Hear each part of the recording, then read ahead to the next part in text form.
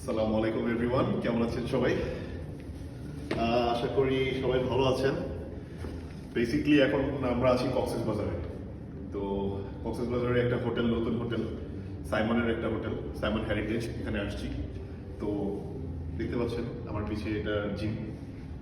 তো বেসিক্যালি ভিডিওটা করার কারণ হচ্ছে এটাই যে দেখেন জিমটা পুরো খালি পড়ে আছে। এত সুন্দর একটা 5 স্টার হোটেল, এত ভালো হোটেল, বাট জিমটা পুরো খালি পড়ে আছে।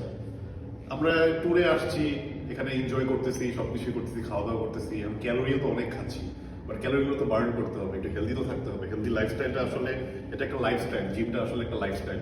তো বেসিক্যালি দেখেন আমরা জিম খালি কেউ নাই, কোনো মানুষ নেই, বাট আমি কিন্তু চলে আসছি জিম করার জন্য।